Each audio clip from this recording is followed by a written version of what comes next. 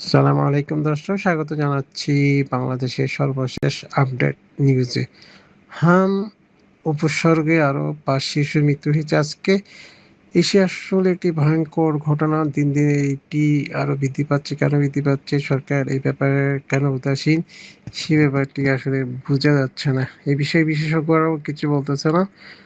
এই বিষয়ে একটি ২৪ ঘন্টায় যে শিশু মৃত্যু হয়েছে তার একটি বিবৃতি দিয়েছে স্বাস্থ্য মন্ত্রণালয়ের পক্ষ থেকে। চলুন দর্শকবৃন্দ, এই খবরে বিস্তারিত আপনাদেরকে জানিয়ে রাখি। আপনারা আমাদের সাথে থাকুন।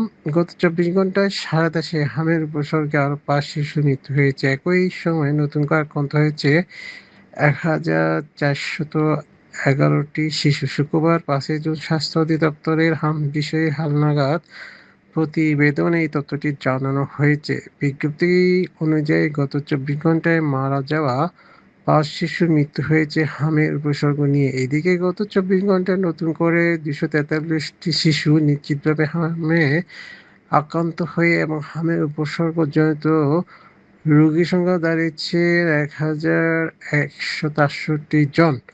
স্বাস্থ্য অধিদপ্তরের পরিসংখ্যান বিশ্লেষণ করে দেখা গেছে, চলতি বছরের ১৫ মার্চ থেকে ৫ জুন পর্যন্ত সারা দেশে হাম এর উপসর্গ নিয়ে মোট ৬১০ শিশুর মৃত্যু হয়েছে। এর মধ্যে নিশ্চিতভাবে হামে আক্রান্ত হয়ে মারা গেছে ৯১টি শিশু এবং হামের উপসর্গ নিয়ে মৃত্যু হয়েছে ৫১৯ জনের। ১৫ মার্চ থেকে আজ পর্যন্ত মোট সন্দেহজনক হাম রোগীর সংখ্যা ৭৬,৮৭৬ জন। নিশ্চিত হামের রোগীর সংখ্যা ৯,৫০৩ জন। এর মধ্যে হাসপাতালে ভর্তি আছে মোট ৬২,২৩৭ জন রোগী, যাদের মধ্যে ৫৮,১৫৪ জন ছাড়পত্র পেয়ে এর মধ্যে বাড়িতে ফিরেছে। তো সম্মানিত দর্শকবৃন্দ, বুঝতে পারছেন বাংলাদেশের হামের পরিস্থিতি কোন পর্যায়ে গিয়ে দাঁড়িয়েছে। সরকার যদি এখনই কার্যকর ভূমিকা পালন না করে তাহলে ভবিষ্যতে আরও ভয়াবহ অবস্থার সৃষ্টি হতে পারে ডেঙ্গুর সিজনের আগে।